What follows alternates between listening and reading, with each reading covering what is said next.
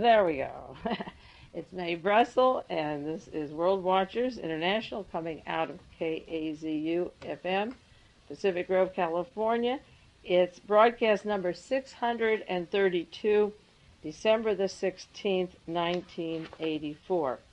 1 year ago this evening, I was discussing something that is very pertinent to the President's attempt now to have his ambassador to the Vatican.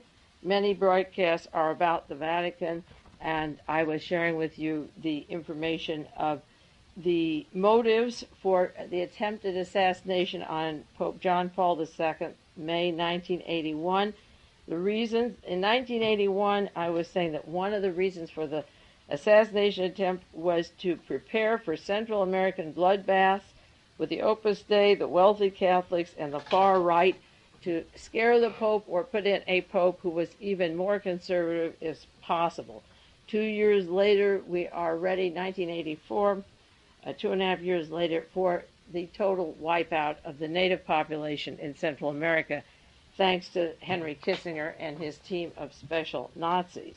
I was talking about the narcotic battles of the Vatican, the murder of Vatican investigators, the looting of $225 million out of Italy down to Argentina, Michael Sindona, the Vatican banker, the missing money and his role in ordering a judge to be murdered. He, along with David Kennedy from the United States, one of the high officials of the Mormon Church in Utah. I was discussing a lot of the Vatican scandals of drug running, the Cayman Islands, the offshore banking, the Panama banks, the Luxembourg links, and 146 companies that are affected by the Vatican portfolio and the money that has been missing from the Vatican down in the banks in the Bahamas. That was last year that I was talking about that. This week, or a week ago, the Vatican offered to pay a percentage of the Banco Ambrosiano debt to pacify them, and also to praise again the Opus Dei, the organization, the Opus Dei, the wealthy people who can put money into assuming some of the debts the Vatican has. We'll do more about the Vatican in a few moments. I was talking about Claire Sterling, the terror network, the group of people that propagandize about the Bulgarian plot to try to shoot the Pope, when it actually came from the far right and the CIA, and also about Grace Kelly and the Monte Carlo connections to the Vatican. These things have been ongoing investigations. They cover a broad area between assassinations, the mafia, money missing, scandals beyond description, week after week. And then to add to this insult, the president now wants an ambassador to the Vatican who can be a perfect bagman or money man, going back and forth inside of the Vatican to pay off their debts, assume the debts, and have a particular power base to put money in to overthrow all elections in Italy or other countries, because it can flow from the CIA into the Vatican, or the Pentagon to the Vatican. Then the Vatican priests can disperse it to all countries where anybody who seems just a little bit too left or middle or anti-nuclear missile can be offed or done away with. I was talking about those problems last year, and we'll be talking more about that in a few minutes. I just want to mention what's happened to Althea Flint. To update you, Larry Flint is still in the federal penitentiary in Springfield, Missouri. As of this evening, he is. Althea, his wife, went to see him in December, and she has to see a physician or the warden or her husband, all three, and she had a temper tantrum. Evidently, they didn't grant her wishes, and she was speaking by a telephone to one of the officials, and she didn't like the conversation, and allegedly, according to the newspaper, this is the story, threw a telephone at the receptionist and then knocked over the walk-through metal detector. Well, the woman weighs about 90 pounds, and the metal detector is something that you see at the airports. She was arrested by the FBI when she went back to Springfield just last week, and on January the 3rd, she's now out on bond with a possible 5 years in prison for that act. Keep in mind that Dan White killed the mayor and the supervisor and was out in less than 5 years. And the men were convicted for the Brinks robbery last week, the $11 million Brinks robbery. They won't tell where the money is, and the judge says, I know you're gleaming to get that money. And one of the men was given something like a 20-year sentence, and the other was given 5 years. So he can start spending the $11 million. I am saving a whole lot of articles on injustices and strict charges versus those who get off. And one night I'll do just a broadcast on the justice system. So that is what is hanging over Mrs. Flint. Last time when Larry was shot, she was very capable and ran hustler and took care of the family and all the things that she had to do. But this time, if Larry's a target for his politics, then make sure that his wife goes along with him. And the circumstances are just beyond description, and I don't want to tell too much about it on the air, but you can imagine being kept confined all this time. What must be happening there? I don't know the details, but when I do, I'll pass them on if I can. We'll keep it running and let you know. But that's the latest charge, up to 5 years in a federal penitentiary for knocking down a flimsy little thing that a detector in the hall. Now, I wanted to just mention two things before I get to the Vatican and some other important subjects. I have a list of topics here for this week, but I'll take them one at a time as much as time allows. There's just too much. I mentioned the suspicion that I had about Dennis Wilson being possibly a murder victim. I'm asking these questions and just a few that I want to know before I'm satisfied about this case, because I've watched all the major rock musicians being offed and eliminated, and they were certainly controversial. Controversial enough so that the Beach Boys, July 4th, were at opposite poles, James wanting Wayne Newton, and I don't have to go into his background for you, as against the Beach Boys playing in Washington, D.C. Now, there's one article in San Francisco Chronicle about Dennis Wilson. It said Dennis Wilson was responsible for one of the group's darkest secrets. Me and Charlie, we founded the family, he said. That he talked about founding the Manson family. He made a record with Charles Manson on the 2020 album. Dennis Wilson is credited as the author. He describes his experiences with Charles Manson, sex, 5, 6, 7 or more people. Manson had a gift for attracting young women into his lair. Here's a guy just out of the federal penitentiary where he spent most of his life. And then he says, I guess he let the drugs get away with him. This article says there are occasional references to Wilson and Manson sharing a house together. Now keep in mind, if he founded the family, that the danger here is not knowing Charles Manson. His life is an open book. It's Charles Watson with his links to the military, to the high officials of our government, to a Beverly Hills law office, to his Texas connections, his family. He was the choir boy, the Eagle Scout, the guy that did all the killings. He's now the priest at San Luis Obispo who wants to get out. He's the stabber and killer. So if he founded the family, then the danger was that Dennis Wilson knows Charles Watson even more than Charles Manson. The group sex was interesting. The references to them sharing a house.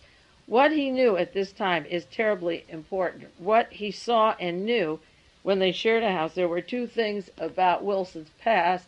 One was the antagonism of the establishment music against the California sound, and the last large group, the Beatles are gone. Well, you can't consider the Rolling Stones as part of that scene at all. They're the establishment gang, but doing away with Elvis Presley and the Beatles and Dennis Wilson of Beach Boys. The Beach Boys will go on, but it won't be the same. This was the surfer, the one that was laid back, that was experimenting in the drugs, who was familiar with the Manson family and shared a house with them, did recordings, and they parted company, of course, before the Sharon Tate murders. But at what date? We don't know how, at what point they were parting company. Now, Bill Oster, O-S-T-E-R, was the fellow who allegedly owned the yacht where they were when he drowned. He described that he appeared to be clowning Wilson when he dove into 12 feet of water. He did not resurface after the dive. He poked his hand above and waved. I saw bubbles. He popped up, waved his hand. I saw the body slip. I thought he was clowning. I knew he had to come up for air, and the body was recovered 50 minutes later. Now, the coroner is saying that he had doubled the amount for legal alcohol when you're driving. So anybody who's watching this whole thing and knows that the guy is drunk and he's waving his hand and the bubbles are coming, I should think would dive in as fast as he can, because Wilson didn't have on diving clothes. He had on cut-off jeans and wasn't prepared for this. Now, two people were interviewed that were at the yacht. Bill Oster, who had the yacht, and then the sheriff, Lee Davenport, not the people on the boat. He said they were in good spirits, no fight or argument. Before Wilson went in, no problem. How does the sheriff know? It's like Natalie Wood. All of a sudden, the sheriff's the spokesman for the incident. Then there's another interview with Nicky Morris, a person with a boat nearby. They always find these human interest people who have something to say, that he was in a good mood, he was diving for this and that. So what? Where were the people on the boat? There were 4 people on the boat: Dennis Wilson, Bill Oster, another person not named who was a female, and another person not named, and I don't know if it was a male or female. The Los Angeles Herald said that his wife called to the boat at 4:30. That'd be the exact time that he was going under. A woman answered, and she was kind of rude. She said, "We've got some trouble here," and she slammed down the phone. That'd be the exact time that he was bubbling and waving, and nobody jumped in for him. And at 5:30, 1 hour later, according to another account, he was picked up. The medical examiners found a gash on the drummer's forehead. The coroner said the very day that he died, that didn't contribute to his death. He died as a result of drowning. Now, there was a story in the paper today about a man who was sitting in a bar drinking. He fell off the stool, and the cause of death, according to the coroner in L.A., was that he fell and hit his head on the floor when he fell off the stool at the bar.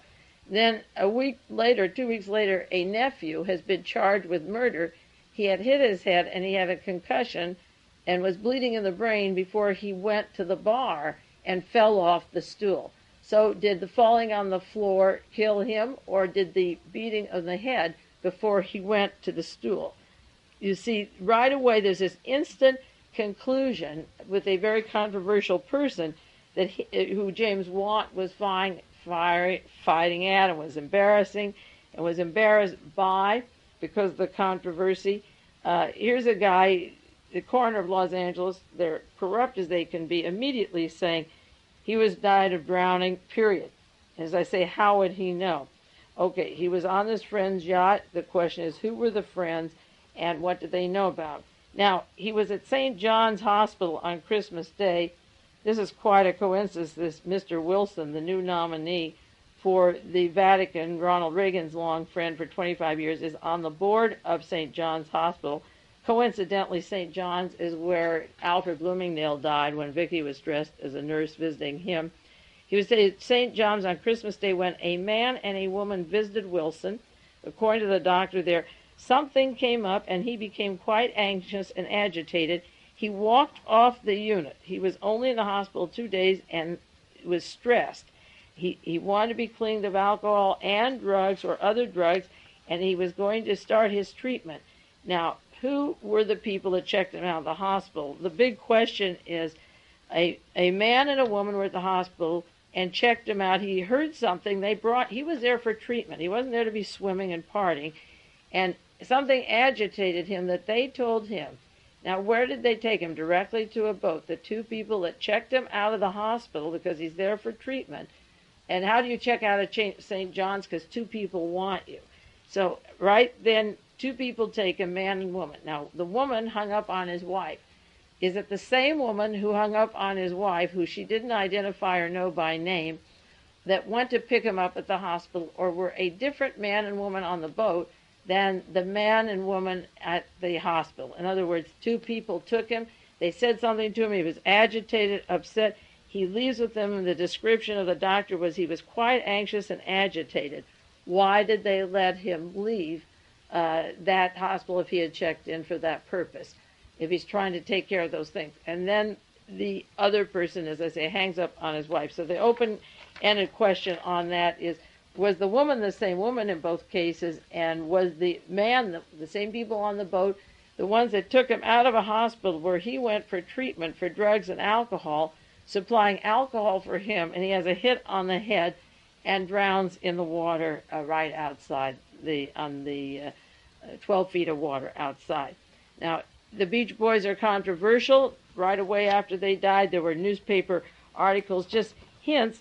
Within one day, one big story in big black letters in the San Jose Mercury, A Beach Boys generation, Wilson's death ends the endless summer. Now it's over. Okay, the rock and roll, the king is over. Elvis and John Lennon said that ends it. As if it's spot ideas. This ends the endless summer. Forget it, kids. Then another article, they love you, California, but kids want a new song. Now the excuse for this big article was another song on California, but the wording was very clear. It came right after Dennis Wilson's death, putting these stories, big articles about a new California sound, and that ends the endless summer. Now, I mentioned Wayne Newton, who's controversial. He doesn't have to compete anymore with the Beach Boys. Forget it.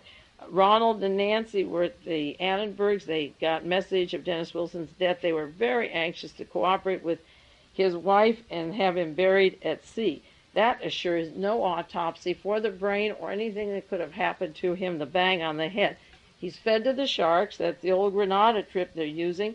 Feed him to the sharks and dispose the body, and there's no way now to ever know what caused that bang on his head or how deep it was, like the fellow that fell off the stool. It would be like taking the guy at the bar who fell off the stool and taking him out the Pacific Ocean and dumping them and telling you he died because he was drunk. The only reason they have a murder charge is because the guy's body was preserved. And I don't think when you're fighting people like Wayne Newton or competing with the mafia gang from Vegas and the crooners, the gang that have worked their way up into the system for years, that seem to have the monopoly on who lives and who dies, and James Watts, when you go against those people, you deserve an honest autopsy of every part of your body and no BS from the LAPD. They should bring in other people to examine them. Now, I mentioned before that Marvin Pancoast said when he was arrested that he had been in the home of Sharon Tate.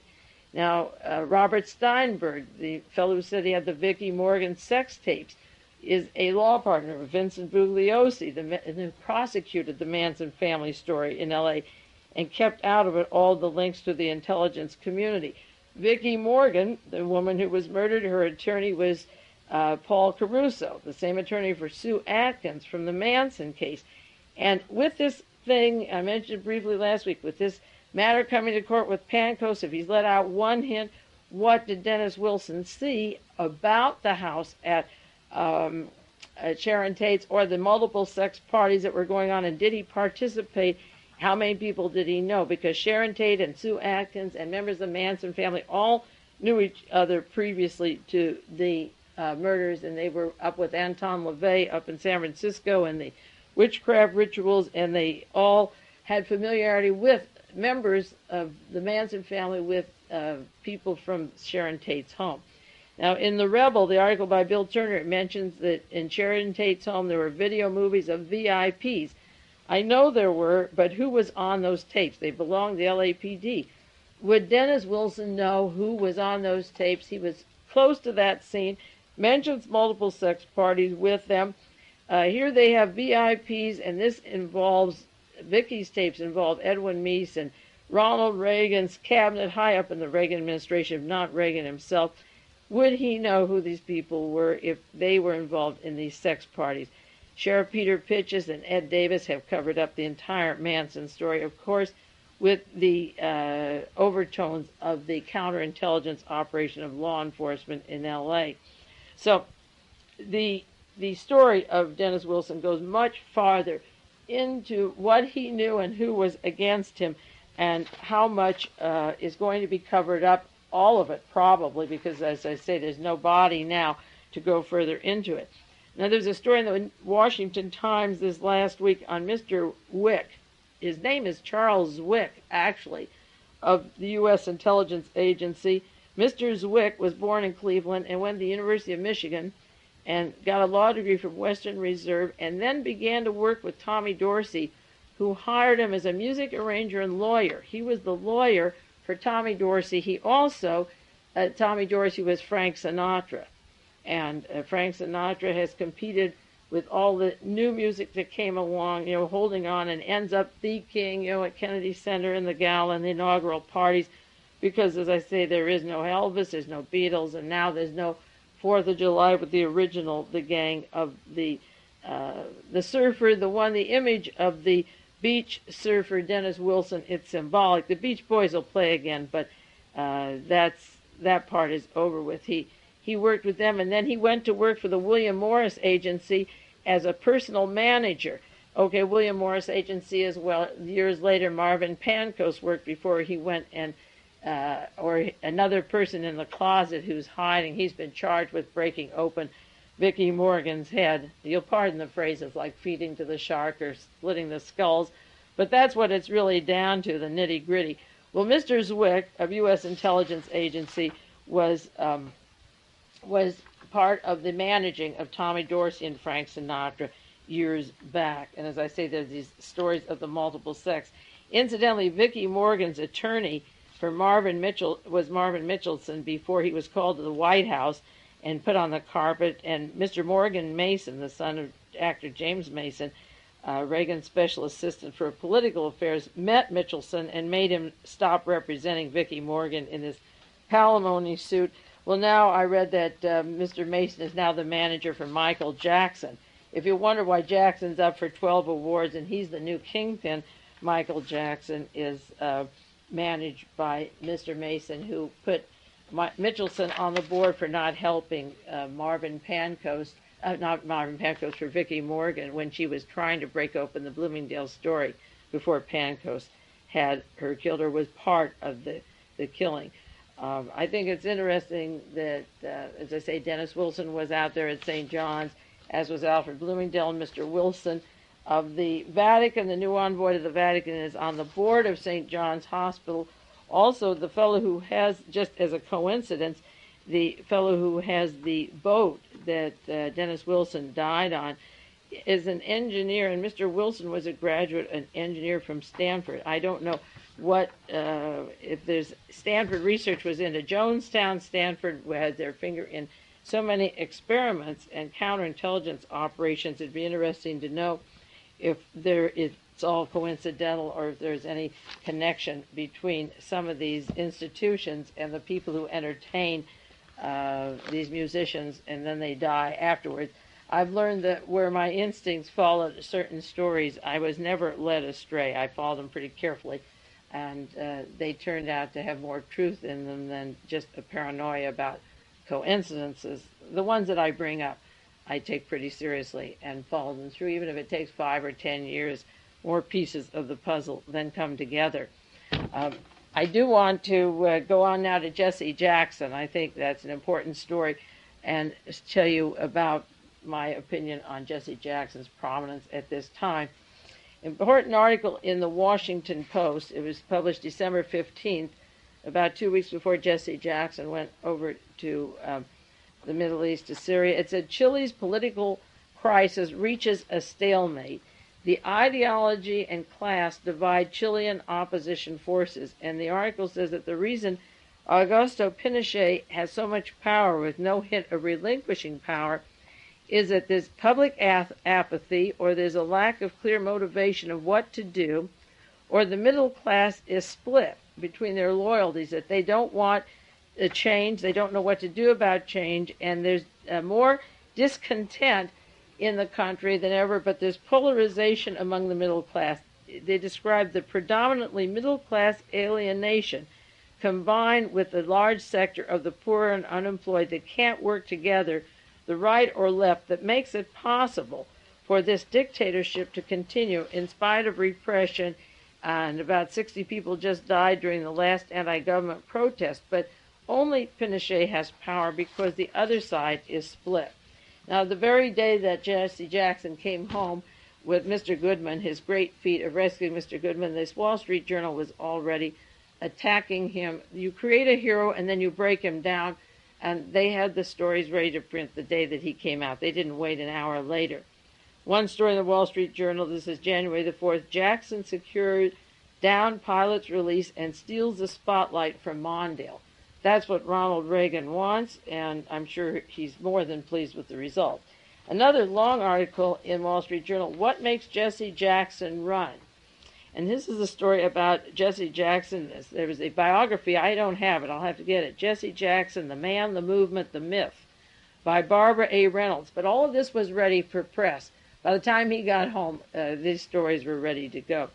And it's about the man and the myth. It tells about his backyard experiences when he was a kid, his trauma of having found out that he was illegitimate and that his real father lived next door and had a wife and children, that he would wave over to the house over there, and then 2 years later his mother married a Mr. Jackson and he took his name, but he had to see his father with his wife and children next door that didn't raise him. And this is the explanation in the book of an instant analysis of how he was a quarterback at North Carolina A&T State and worked his way through college and decided there was a fierce drive to excel, which makes sense to get there one way or the other. It tells how he went down to the Christian Leadership Conference and saw Reverend Abernathy, and it explains that Mr. Abernathy said that Jesse Jackson seemed to think that he would succeed or take over Mr. King's place, but they said no, he could never take over. He said Mr. Abernathy's recommendation to Mr. Jackson was immediate. He hired him on the staff at the organization there, the Southern Christian Leadership Conference, but after he was hired, he was aggressive and impertinent, and he irritated Martin Luther King. And shortly before King's assassination on April 4th, 1968, in Memphis, Mr. King and his staff were heatedly debating strategy of the Poor People's March in Washington, and they were arguing with Jesse Jackson. There were disagreements, and Martin Luther King said to Jackson, "Jesse, it may be necessary for you to carve your own individual niche in society. Don't bother me, don't bother me." And right after that, Martin Luther King came home and was dead. And he said, what did Mr. Jackson did after Martin Luther King's assassination remains confused and controversial. What other members of the King entourage remember most vividly was his instinct to jump into the national publicity spotlight. Now remember, J. Edgar Hoover had literally planned the murder of Martin Luther King, told him to commit suicide and help everybody out, and if not, he had succeeded in deciding which blacks would follow Martin Luther King. He didn't like Martin Luther King, and I mentioned last week he had handpicked Samuel Riley Pierce. But goodness knows who else he had picked, like Andrew Young and Jesse Jackson, who were there at the balcony when Martin Luther King was murdered. So it tells that Martin Luther King was suspicious of them, and then afterwards he stepped right in and took the spotlight as if he is the new person to take over. He had a press conference, and Andy Young and Ralph Abernathy came back from the hospital and said, "Martin is dead," recalls Mr. Williams, a top King aide who is a Georgia state representative. And it was no time before Jesse was in the courtyard holding his press conference, like Mark Lane in Guyana. Later that day, Mr. Jackson excused himself. He went right to Chicago from Memphis. Still numb from the King aides were just confused and upset. They turned on the television, and there's Jesse Jackson on NBC's Today show being interviewed in Chicago. That figures, the NBC program selecting Jesse Jackson up there. Later that same day, Mr. Jackson addressed the Chicago City Council wearing a shirt stained with the blood of Mr. King, and it began a long start of Jackson publicity. This article goes on in Playboy. In November 1979, he told how he cradled the dead man's head in his lap, held Mr. King's head, and Mr. Abernathy and Mr. Williams said they didn't do anything of the sort. "I never saw Jesse get close enough to get bloodied. I don't know where he got the blood from. He wore this shirt. There's no doubt that I was the person that cradled the dying man," Mr. Williams said. He became a media freak and took the credit and went around talking and wearing a shirt with blood to say as if I inherit the throne or the mantle for Martin Luther King. Paradoxically, Mr. Williams and Mr. Abernathy are endorsing Jackson for president, although they say that they would never let him be part of their own organization down there. They said, "I would never support Jesse Jackson to be president of the Martin Luther King organization," said Mr. Abernathy, "but that's a moral thing. I support him to be president of the United States. I won't let him in my organization, but I'll let him be your president. He must not think much of America if he thinks his organization is too moral to have Jesse Jackson, but the United States government isn't. I'll let him run for president," but he says Jesse's cut to be a politician, and we hope he's grown. Then the Wall Street Journal continues with the story of Jackson's work, allegedly inspirational, a role model, but some people accuse him of using PUSH, People United to Save Humanity, for agreements with corporations like Coca-Cola, Ublin, Anheuser-Busch, and the St. Louis Sentinel accused them, it's a black-owned newspaper, of employing kickback approach, getting contributions to his organization from black business that would benefit by the agreements made with Coca-Cola and Anheuser-Busch. And the Sentinel said that Jackson was going to sue them for libel and drop the charges. And there was a question of a misappropriation of $2.2 million in federal grants, and that hasn't been satisfied yet. And as he came home from the Middle East, the Wall Street Journal already had this information. We'll take a 1-minute break now and get back to Jesse Jackson and then some of the other stories in the news.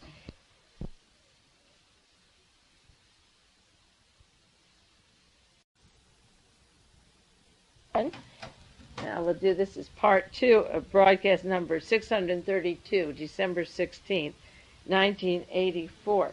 There was another story in the San Jose Mercury, star-studded suit against Coke, that's Coca-Cola, not cocaine, charges and lost business chance. This is a $90 million lawsuit against the Coca-Cola bottling company.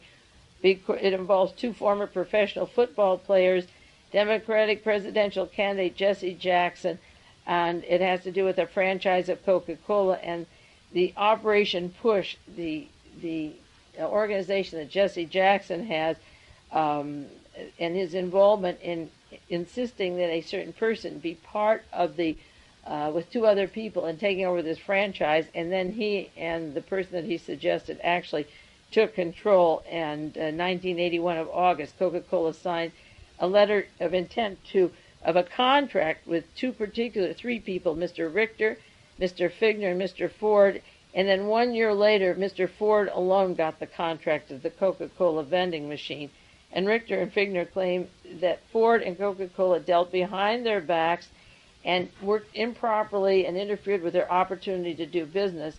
They were told they had to take Mr. Ford, to get the contract, and then Jesse Jackson, that was part of Operation Push.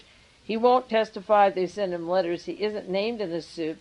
Jesse Jackson's not named as a defendant, but he possibly holds information relating to the case, and his acts may have been an underlying cause for the situation upon which the suit was based. He's declined to answer 19 questions about it, so that that is hanging in the air. It's a big lawsuit that's taking place in San Jose, and we'll know more about it. But his activity with Push were the suggestion of some dealings or financial payback by getting certain blacks the franchises with these big corporations is hinted, and in Cleveland they mentioned a $2.2 million, which isn't a small figure. Now the Wall Street Journal has another interesting article.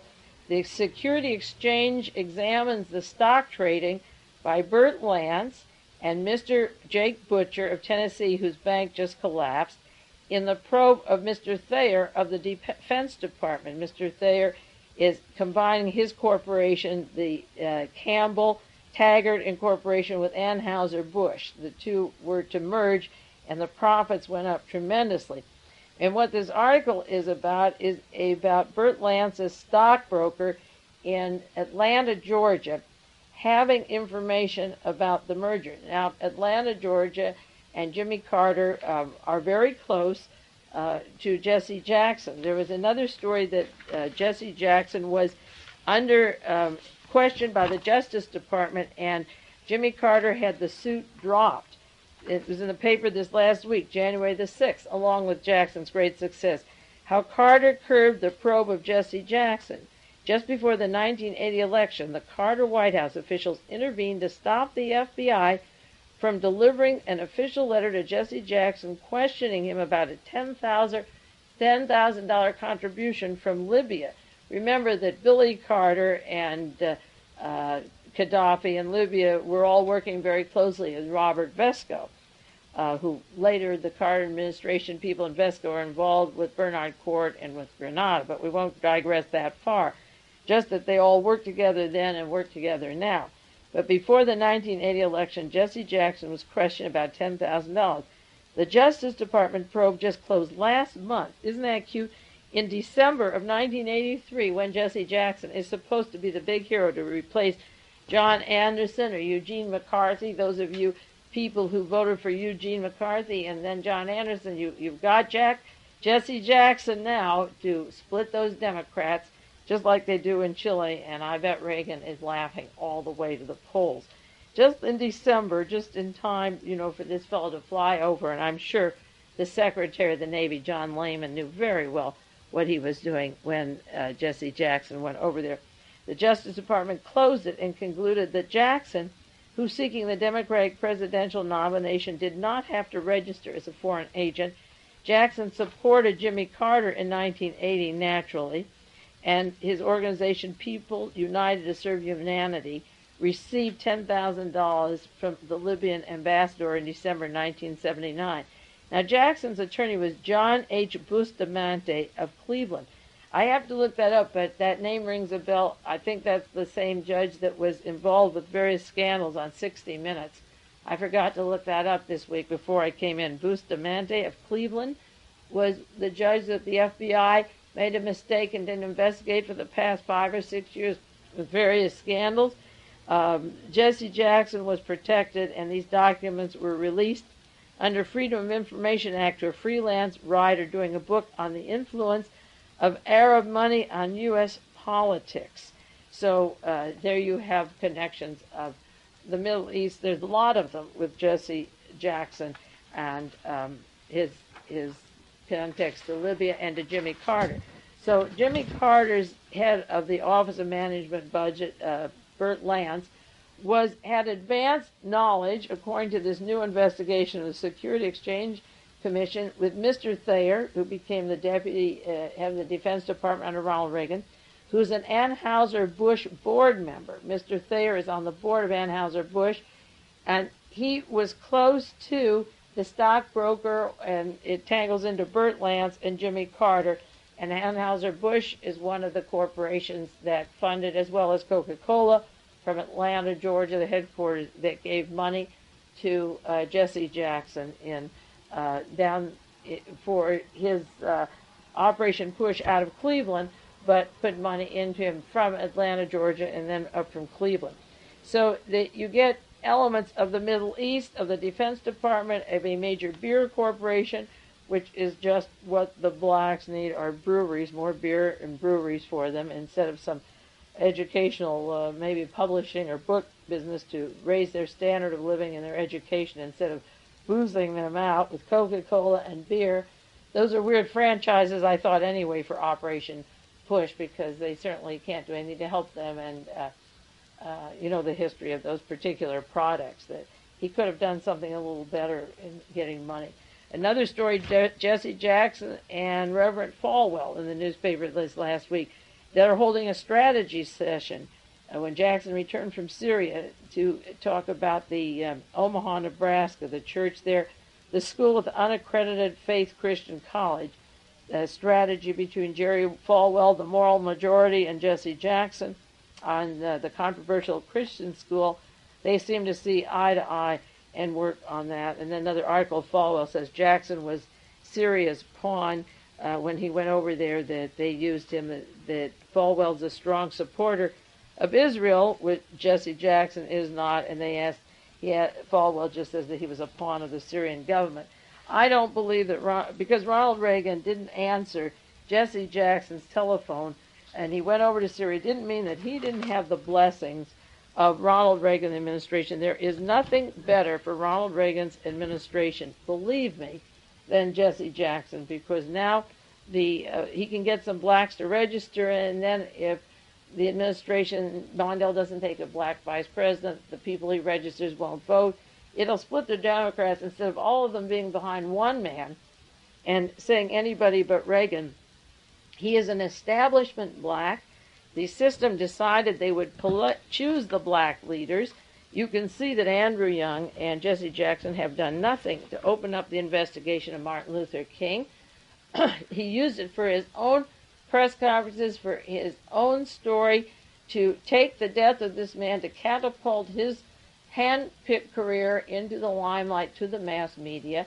The House Select Committee on Assassination spent $6 million to find out who killed John Kennedy and Martin Luther King, and they came to an absolute conclusion that there was a conspiracy to kill Martin Luther King.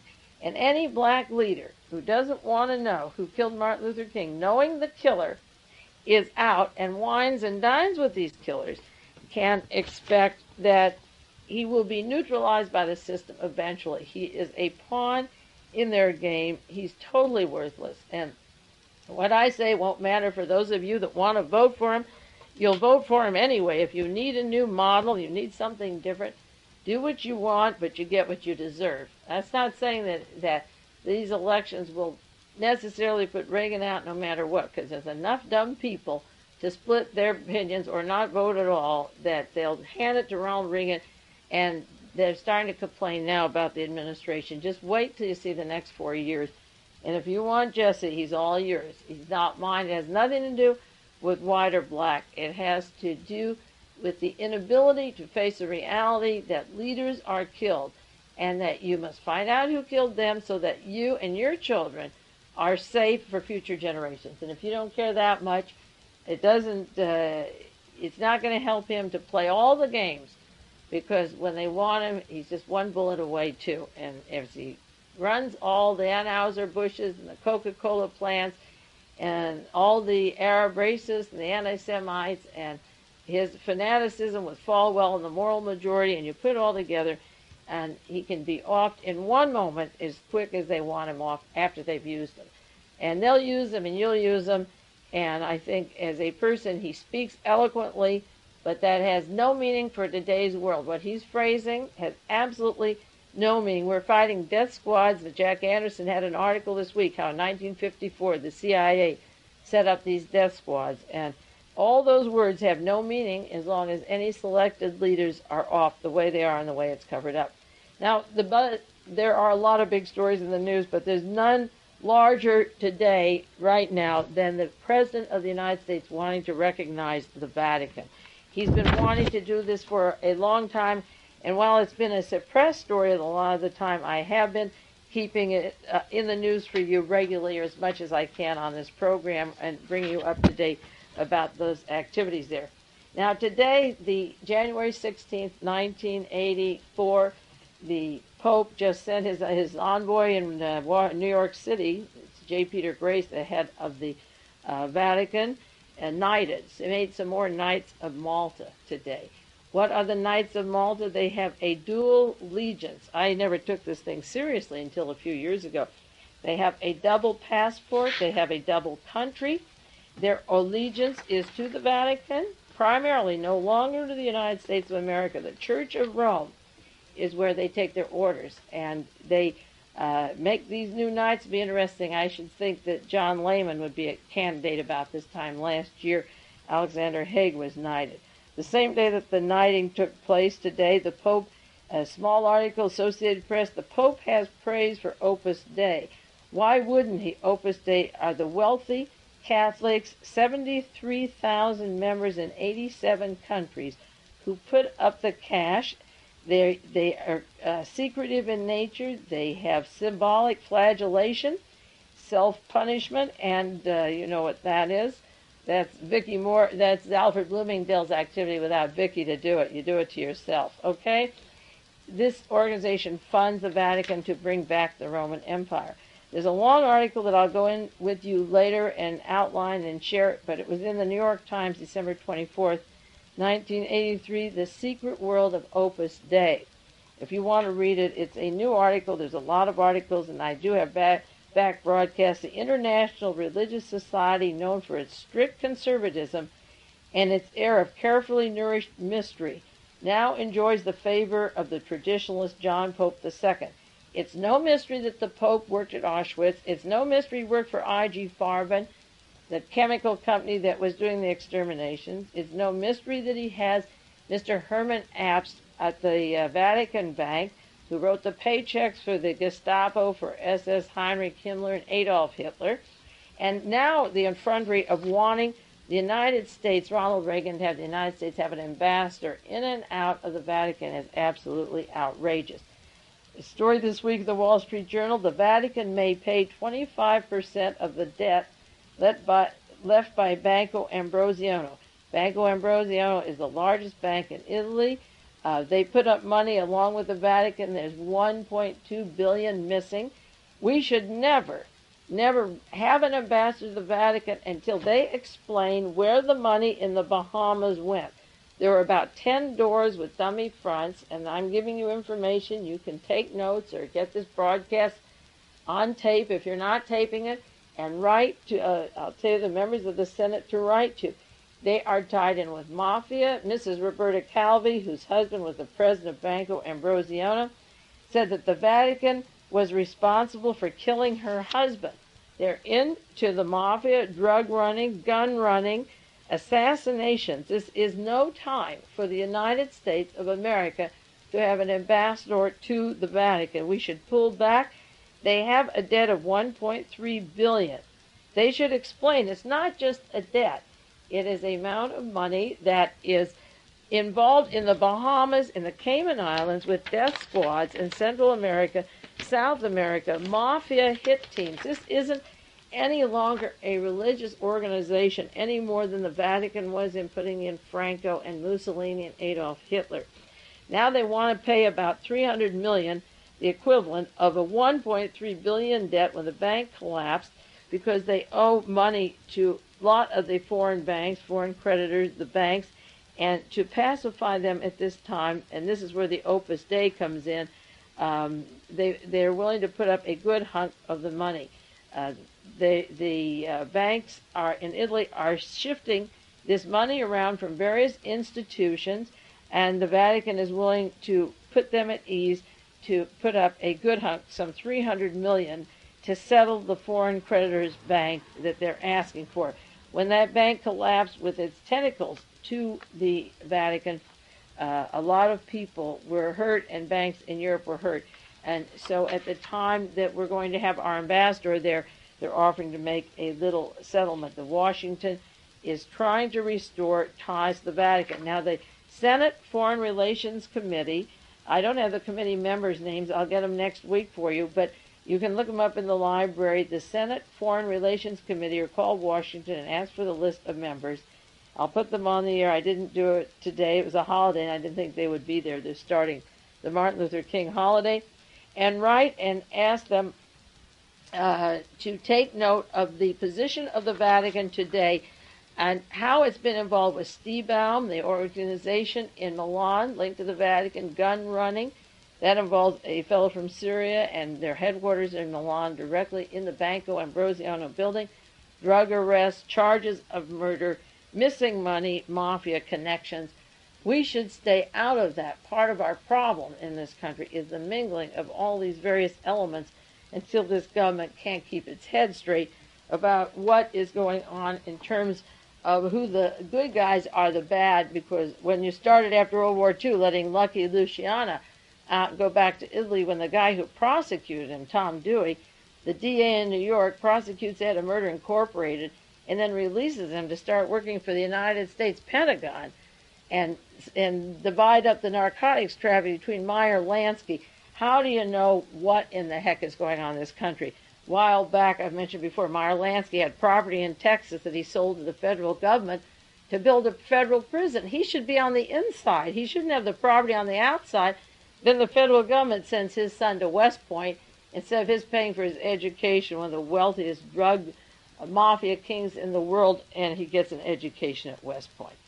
In the book, The Merchant Bankers by Joseph Weisberg, it was published in 1966, one of the merchant bankers they describe as Hermann Abst, the paymaster for Nazi Germany, who works, the head of the Opus Dei that the Vatican is praising, works in the Vatican, Hermann Abst, and he was interviewed. And there's a story here. It says, during the war, when Abst attended an international conference in Switzerland, this is the last war, in the height of Nazi Germany, when he was the banker for Adolf Hitler, the Deutsche Bank, and on the board of IG Farben, the large combine that was making Zyklon B and the chemicals for extermination. During the last war, at a conference, when Hermann Abst was there representing Germany, he was asked, didn't he suffer from the inner conflict of being a good Catholic and a good German? And he answered, this problem never existed for me. I was always a Christian first and a German afterwards. Herman App said. He hopes for a future supranational Europe, a cultural Atlantic community to revive the ideals of the Greek-Roman era. Now that's what the Sovereign Military Order of Malta is. They are the military branch to fight for the Church of Rome. And I have the names of some of those Military Order of Malta, and I'll run them down for you. I've done them before, but a few more because they're being knighted today. Now, as far as the Vatican ties on broadcast, it was in June of this last year, I told how Senator Lugar was pushing this bill through. It was attached to another bill in Congress that was very popular that was going through. So Lugar, who has connections to Simon Horiasima, Horiasima, the fugitive Nazi war criminal in Madrid, who was funding in Swiss banks the Republican Party at the time of Watergate and probably still today, he put this bill through. Richard Lugar pushed this bill for the member of the United States government to be ambassador to the Vatican. They have an ambassador to here when he has direct links to Nazi war criminals, Swiss banks, and funding of the Republican Party, and is secretive. I brought this up, this is October 24th of this year, when the bill was suggested, and going back to June of last year when Lugar attached it. Now, the New York Times has a story about Mr. Wilson, who had been suggested as the ambassador to the Vatican, William Albert Wilson.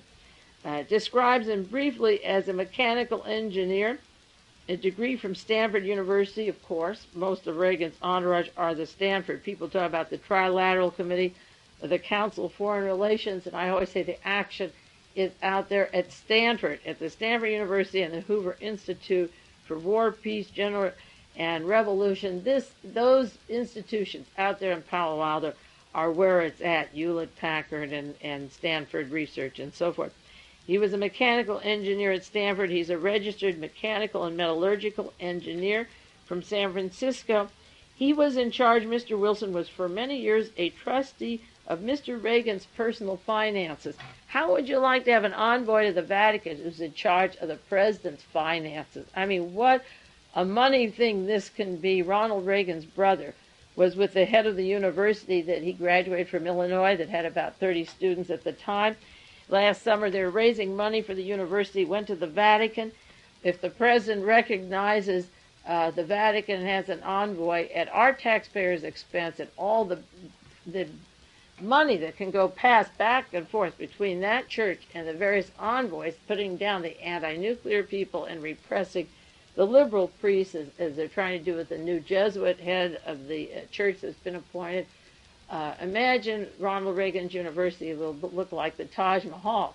They can build another St. Peter's up in Illinois by the time they're through. A man who's in charge of the president's personal finances. Remember when Reagan wanted to sell his home in California? It turned out that the shenanigans involved a woman who got a loan from Johnny Carson's bank that involved the mafia, Robert Duran and Jack Catane. Everything Reagan touches has some taint of scandal, just like Richard Nixon, but for some reason he's protected. And Mr. Wilson is on the board trustees of St. John's Hospital in Santa Monica. I mentioned coincidentally where Dennis Wilson checked out of and where Mr. Bloomingdale died not too long ago. Now, who are some of the members of the Knights of Malta, some of the past ones, or the devout Catholics during the Reagan administration? Mr.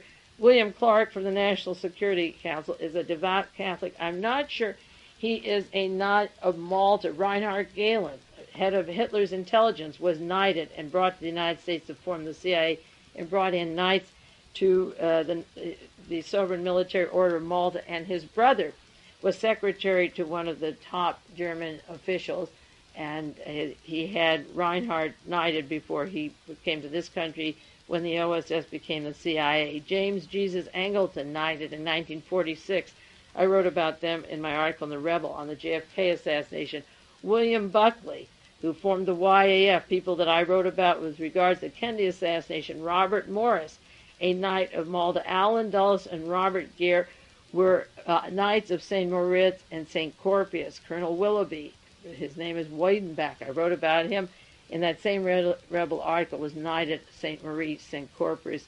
Mr. Cabell, General Charles Pierre Cabell, the Deputy CIA Director Alan Dulles, was a knight, and his brother, the mayor of Dallas, when John Kennedy was murdered in that city, the Order of St. Lazarus of the from the Vatican knighted. William Casey, the director of the CIA from the OSS, worked with the Nazi generals in this country, brought them here, worked his way up, a Knight of Malta. Claire Luce, whose husband, Mr. Henry Luce, published Time, the lies about Lee Harvey Oswald on the cover, the praising Adolf Hitler in Time magazine, and Mussolini. I don't have to tell you about the publication. She is a Dame of Malta, if you call it that.